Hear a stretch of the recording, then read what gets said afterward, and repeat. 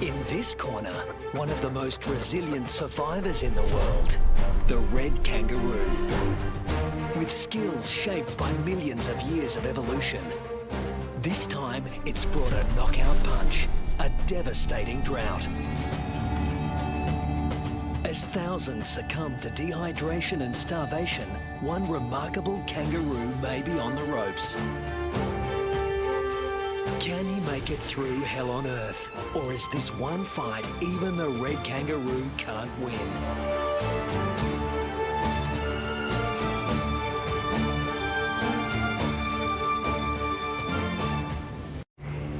Australia, the oldest continent on the planet. Almost 3/4 of it looks like this. At its centre, it gets 5 inches of rain a year.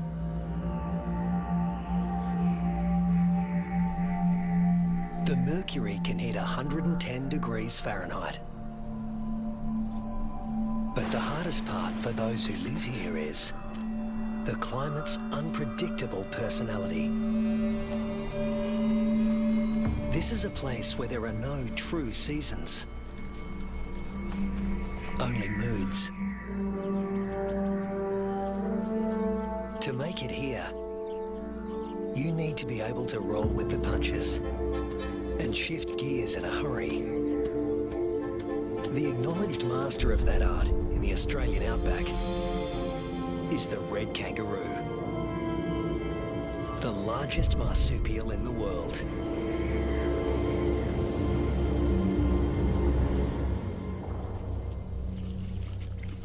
This female is pregnant. Red kangaroo females are almost always pregnant. They've evolved to adapt their reproductive systems to the unpredictable whims of the environment.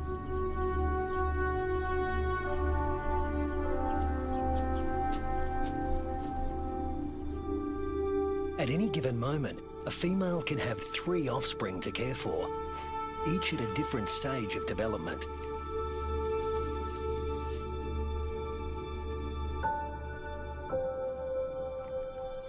This is number 1, the peanut.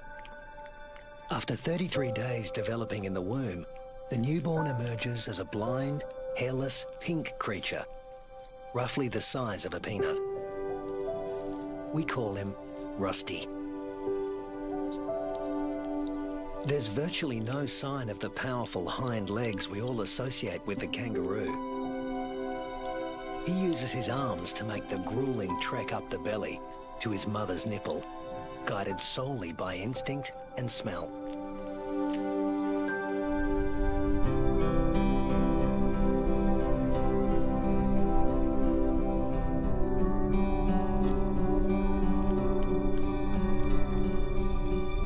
Almost immediately, the female goes into heat again, releasing hormones that stimulate ovulation. Once fertilized, the mother's endocrine system puts the development of this new embryo on hold. That's number 2. Its progress won't be kick-started again until the peanut reduces his suckling.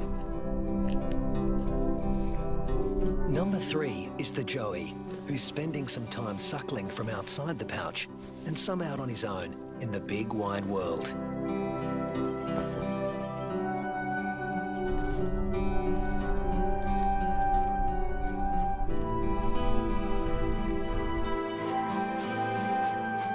The female is a living assembly line of young at various stages of development. But when times are hard, the system has to be ruthless. She will cut off nutrition to the peanut in her pouch, and when it dies, she'll restart the embryo's development to take his place.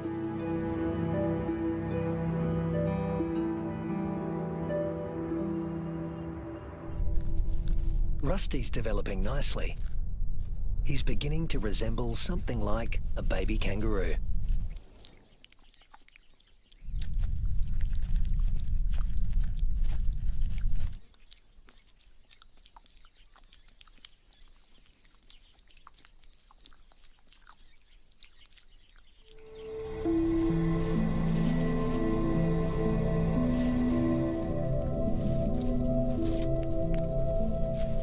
Now 3 months old, he can hear all the sounds of the world he'll soon be inhabiting. It's all so unfamiliar. It's not surprising he'd prefer to stay in the pouch for just a while longer.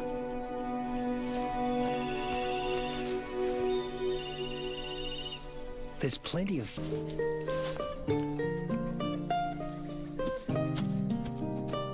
But Rusty's not the only one in the neighbourhood with a serious set of legs.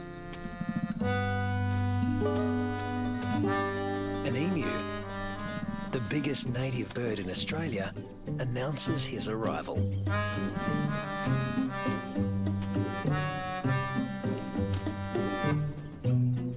His skirt of feathers absorbs 80% of solar radiation, leaving the skin underneath cool. And this dad needs a cool head. In the emu world, dads take on all parental responsibility. The chicks will be under his wing for 18 months. Not exactly the red kangaroo way. Males are pretty much deadbeat dads. They leave as soon as the young are conceived. Rusty also still relies on his mother for food and protection, so he tends to stay close. But apparently he's also got an independent streak. Maybe there's even more fun out there. Soon he leaves the rest of the mob and is in uncharted territory. Not a good place for a baby kangaroo to be.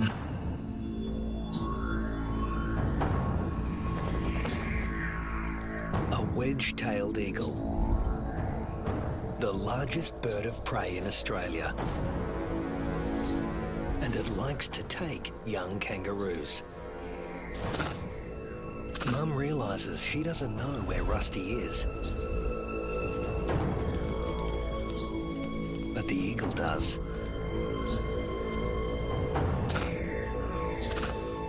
Rusty's big ears and instincts tell him something's not right, but he's too young and inexperienced to know what it is.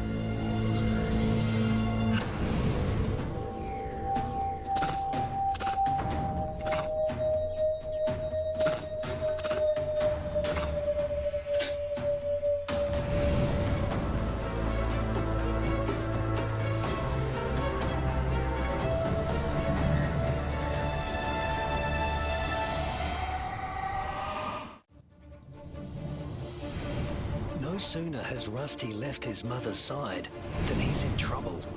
With the bone-crushing power of her talons, the eagle could seize Rusty and drag him to his death. But suddenly, there's a flurry of panicked activity nearby. A rabbit is running for its life.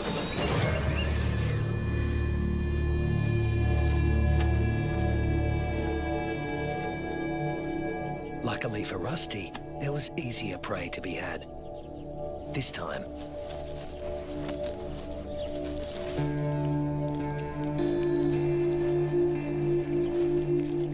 red kangaroos and wedge-tailed eagles share the same territory. And when the eagle has a chick to feed, the hunting never stops. More than 10% of the eagle's diet is kangaroo.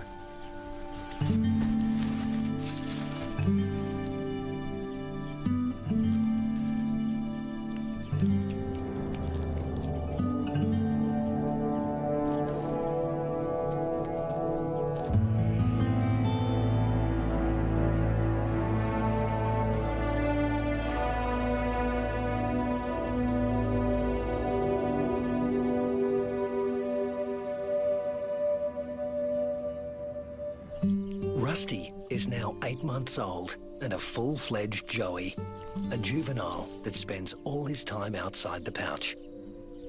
In a few months, he won't have Mum's milk to rely on anymore.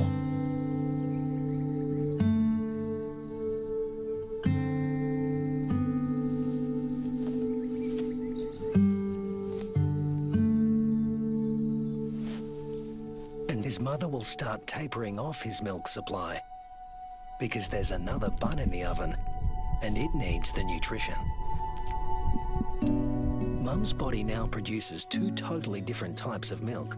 A more dilute one for his tiny sister and a richer one for him.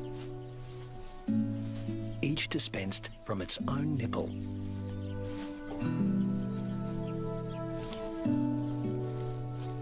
But males like Rusty are about 10% larger at weaning than the average female and are heavy drinkers.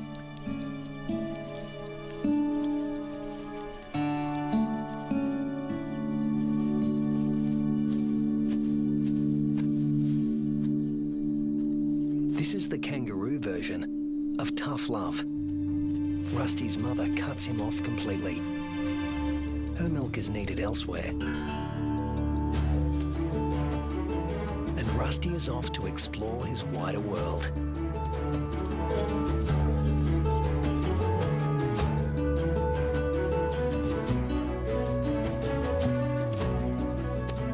Before long, he happens on another group of kangaroos. These are grey kangaroos, smaller than reds and more suited to areas where the climate is relatively predictable. They don't conserve water as well as reds and prefer the shade of the wooded areas on the desert's edge. Rusty is apparently a new experience for them as well. It's like a get-together with distant relatives you've heard of but never met. Slightly awkward.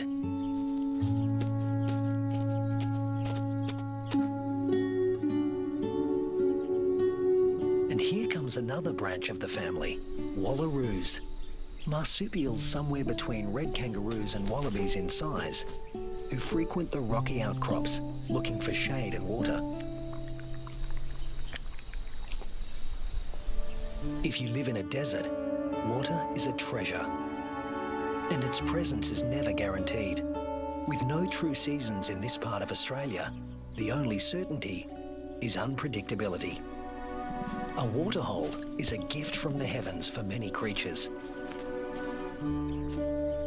Emus, reds and wallaroos all gather to drink. But the relentless sun is turning the mud around the waterhole into clay, laying traps for the unwary. Rusty is not driven by the same intense thirst as his grey cousins. Reds have a kind of super kidney, which concentrates their urine, so they hold on to more water. While the greys have to drink more regularly. Their thirst sometimes drives them to unwise decisions.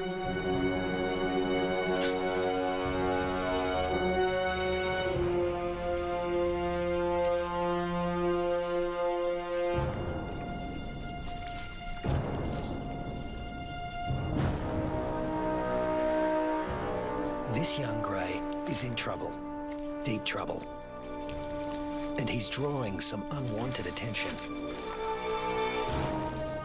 A dingo. Dingoes will gladly take a young kangaroo under any circumstances. A joey stuck in the mud and unable to flee, that's just too good to resist. The other kangaroos can't help him. His fate is sealed. Even at the tender age of 18 months, Rusty has the good sense to get out of Dodge in a hurry. Now he's on the road again, in search of a good meal. He's still an adolescent, and burning through energy at a faster rate than an adult.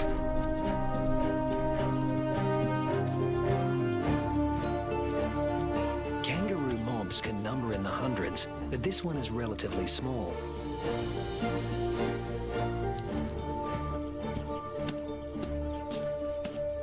And Rusty's appearance on the scene has caught another male's attention. They're around the same size and the same age, perfect sparring buddies. Game on. But this isn't a life or death battle.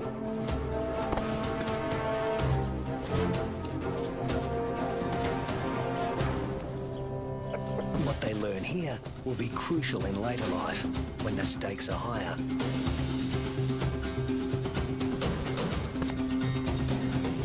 Long arms for wrestling win fights, and females want winners.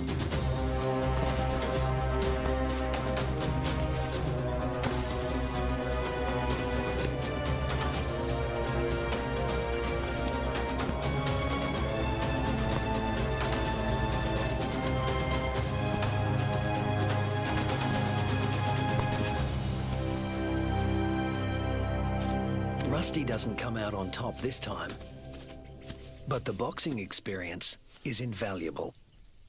At this age, the learning curve for a kangaroo is steep and full of surprises. A sudden rustle in the dry grass spooks the gang he's hanging out with.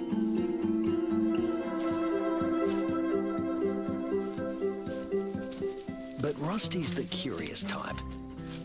A shingle-back lizard, heavily armoured and with a thick tail that looks a lot like its head. Thus its other name, the two-headed skink. Rusty wants to know what he's supposed to do with this. Make friends? Try to box with it? Eat it? The lizard doesn't seem suitable for any of these activities, and Rusty eventually gives up on the relationship.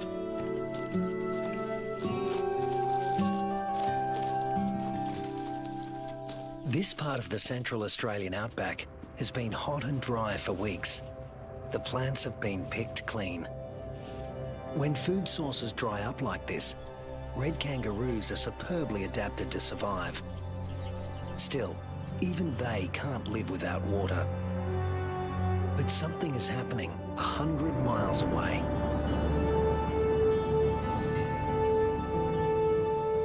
Where the sky has opened up and torrential rains are soaking the parched earth. These waters will end up in the Channel Country and be funneled inland hundreds of miles away from their origin. The channels are dry now, but because the region is low-lying, they won't be for long.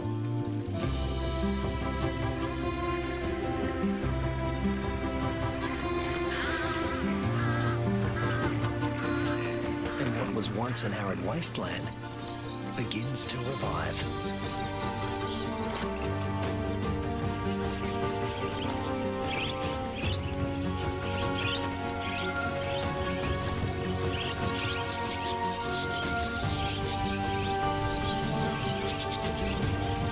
From the swirling flocks of budgerigars to the dingo mum and her pups, all are drawn to the life-giving waters. The young eagle flexes its new feathers.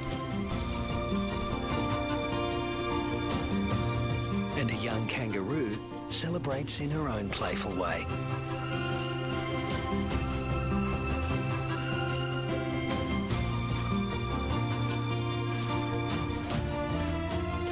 Emus are water guzzlers, and adults can drink up to 4 gallons a day. Like all emus, the chicks revel in a cooling bath.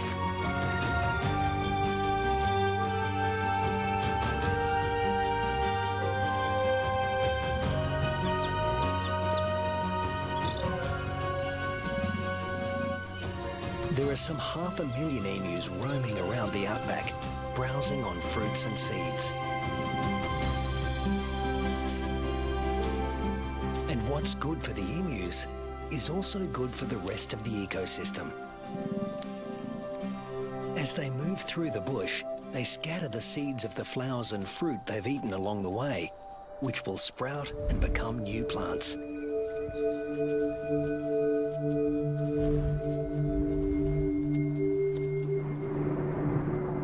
The weeks turn into months. Rusty Red kangaroos are built to get where they want to go. Unfortunately, sometimes, especially when they're inexperienced, they get someplace they really don't want to be.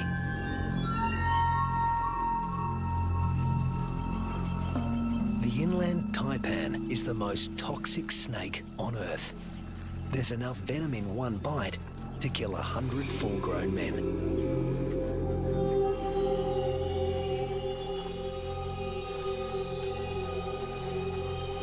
And it specialises in killing mammals. The Australian desert is the kingdom of the reptiles, but kangaroos know too well to leave all snakes alone.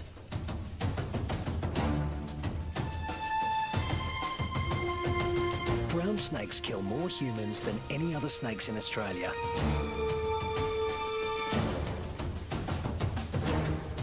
But it's not the biggest reptile in the neighbourhood. This is.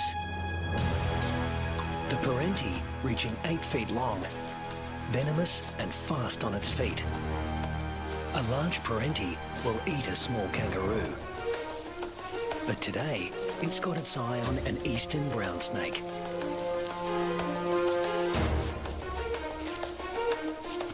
The forked tongue of the parenti follows the brown snake's chemical scent trail and leads him to an abandoned burrow. A burrow with only one entrance. With a parenti in the picture, a sanctuary can easily become a death trap.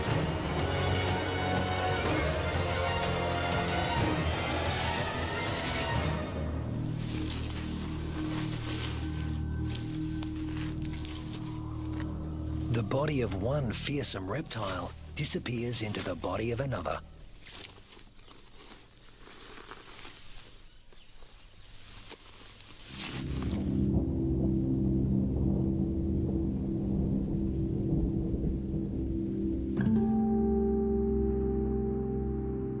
The months roll on, and Rusty has grown in both size and experience.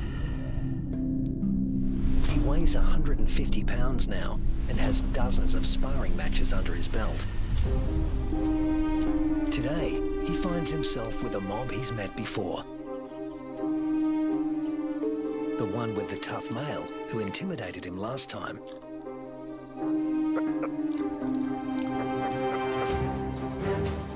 But that was 5 years ago, and Rusty's not running away this time. Each tries to attack his rival's head. Each instinctively keeps his own head back out of range. Although highly ritualized, fights between dominant males can mean a future as king or a loner, depending on the outcome. Testicles can be retracted. Don't want those damaged. Rusty, with the darker fur, is putting up a good fight, but the alpha male is more experienced. The females don't care who wins, just so long as he's got good genes. But Rusty is younger than his opponent and in top fighting form.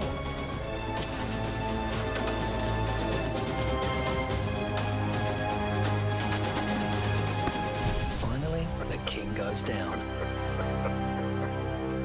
Now the mob is paying attention.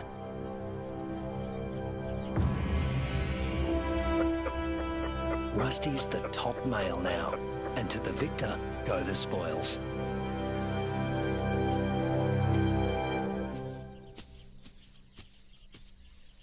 His first choice is this female, though he needs to give her urine the sniff test to make sure she's ovulating.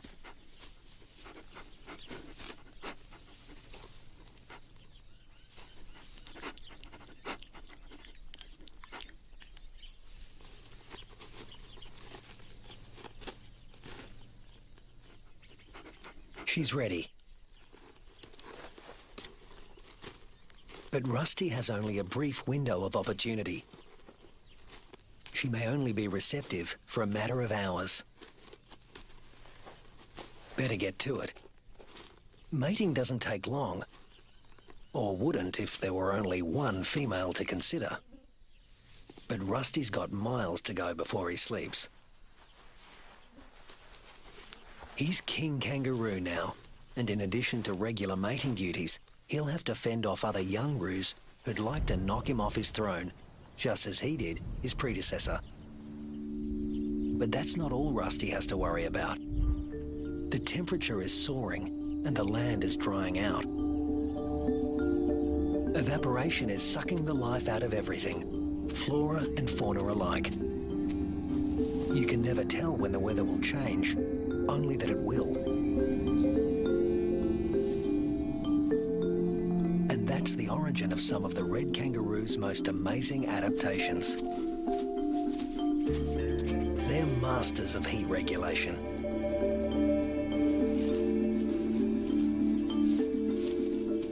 The fur on their backs reflects about 30% of incoming heat and keeps their skin cool, the blue parts of this thermal footage. Spreading saliva over their forearms cools the blood, which has been brought close to the skin surface via a dense cobweb of capillaries.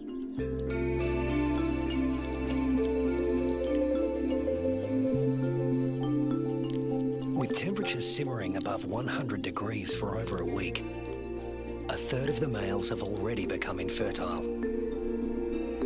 If these temperatures were to continue for 3 more months, the number would more than double. Reds defend their sperm by licking their scrotums to keep them cool. And in contrast to their battle strategy of retracting the scrotum, males let their testicles hang way down below their overheated trunks, keeping them about 7 degrees cooler than at their cores. The sand, even a few inches down, is cooler than at the surface.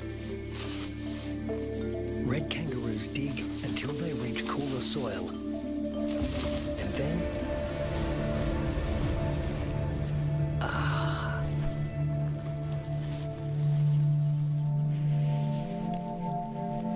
It hasn't rained in months now. The dry, dead grass offers Rusty no nourishment. But then... Unfortunately, these are dry electrical storms. No rain will come from them. But something else will. Something worse than hunger.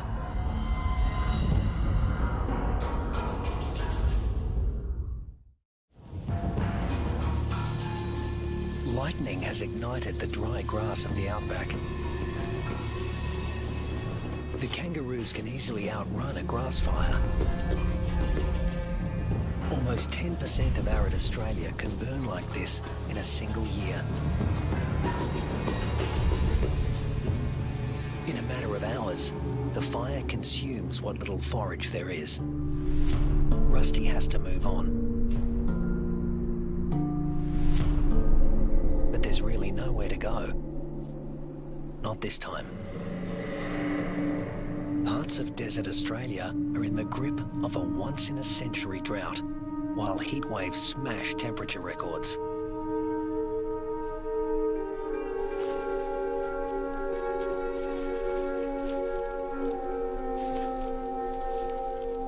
Nothing that lives here has ever experienced anything like it, Rusty included.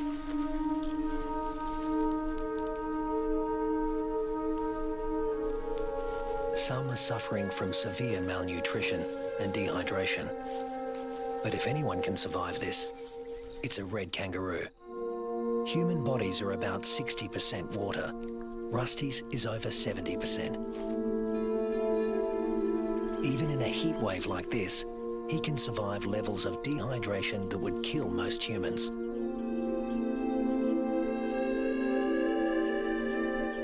Reds only sweat when they're on the move. At rest, they pant, which uses less water than sweating. Raising their breathing rate to over 200 breaths a minute reduces their deep body temperature and cools their brains. And of course, they cover their limbs in cooling saliva. But there's a price to pay. Licking uses up precious water. If the drought continues much longer, this form of cooling will be too costly. The kangaroos stay under whatever shade they can find. When times get this tough, females switch off their milk supply. Maternal instinct is strong, self-preservation is stronger. Unweaned offspring outside the pouch are the first to die, and the young in the pouches are next. As it dies, the female reactivates her waiting embryo. But if the drought persists, it too will die, and she will stop reproducing altogether. Even Rusty, one of the strongest, is in trouble. In these conditions, the males are the first to succumb, especially the largest, who, like Rusty, need more food.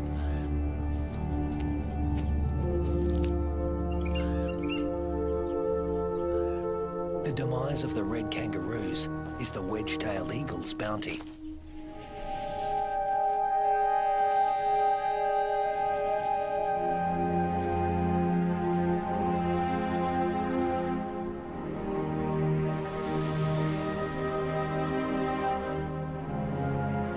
And it's not just the kangaroos that are suffering.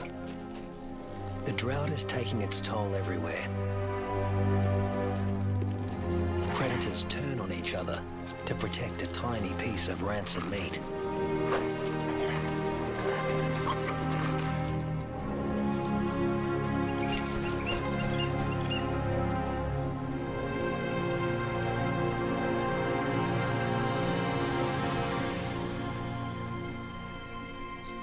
This is the last remaining waterhole.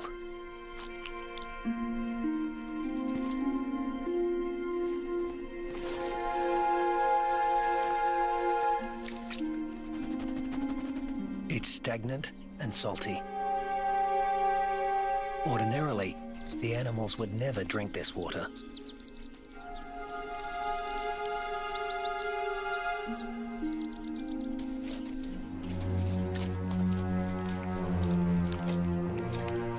But desperation drives them. The drought makes for uneasy bedfellows.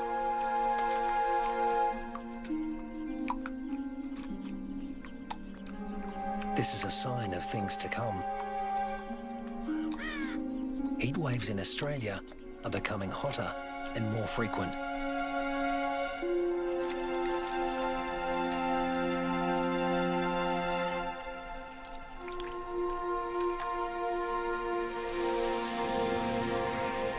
The intense dry heat continues and the casualties mount. Among them are many of Rusty's offspring. In some parts of these desolate lands, drought can kill 8 out of every 10 kangaroos.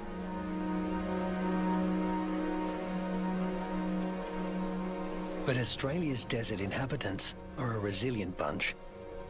After all, these may have been the hottest temperatures for the last 100 years. But these species have successfully weathered the climate for tens of thousands of years.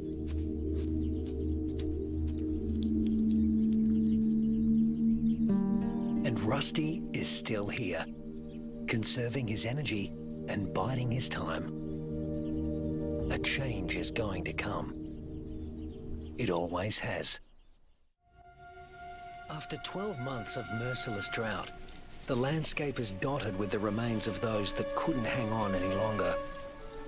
But in the Australian outback, all bad things come to an end. Eventually.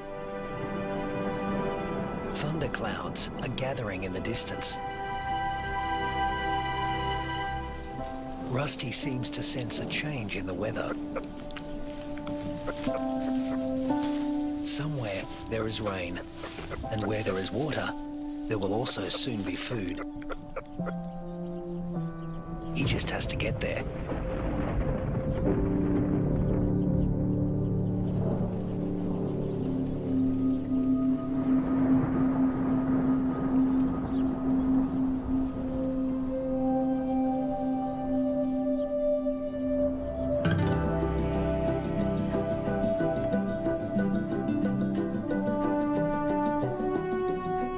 With what remains of his ebbing strength, Rusty heads in the direction of a storm.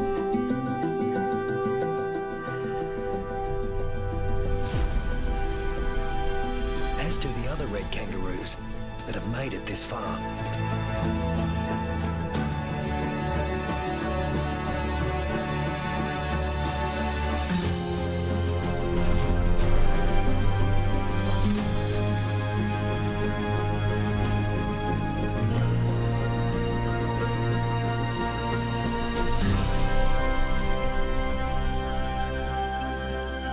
When Rusty reaches the area watered by the storms, he finds a world restored by rain.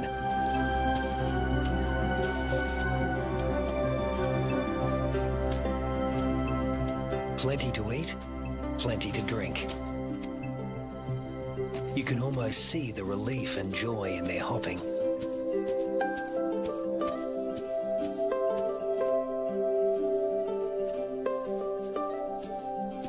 They will stay here and take in the nourishment.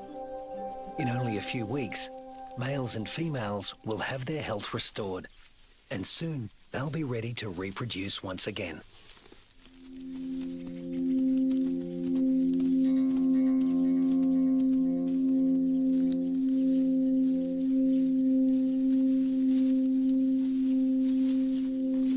But before that can happen, they have to make it through this. A pack of hungry dingoes.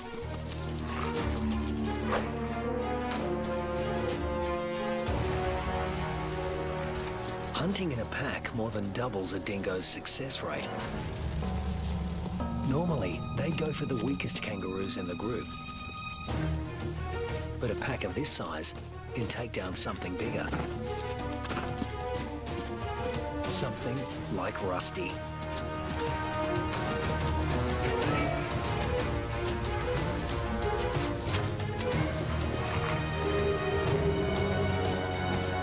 Luckily, his strength is completely restored, and he can travel at full tilt. Rusty doesn't accelerate by bounding faster, but by bounding further. He lengthens his leaps, at times covering 25 feet in a single bound. Once he gets past 10 miles an hour, Rusty rockets along with little extra effort, while the dingo's forelegs need to move ever faster. Now hitting 25 miles an hour, Rusty's only using about half of the energy the dogs are putting in. They have no chance of catching him.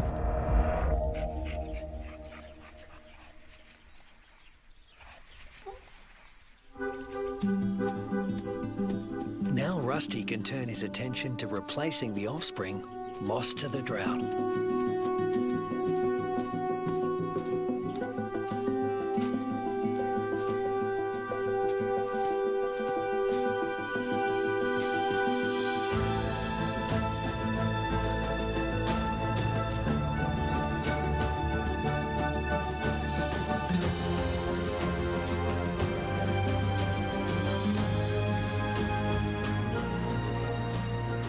At 200 pounds, powerful, and in the prime of life, there's no question that he's the dominant male of this gang.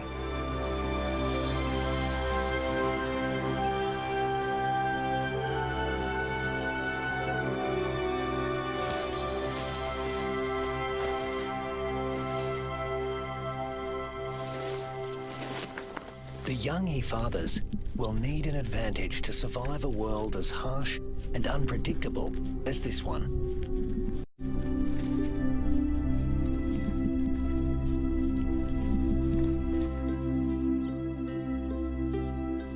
What greater advantage could there be than to begin life as the progeny of the undisputed king of the red kangaroo mob?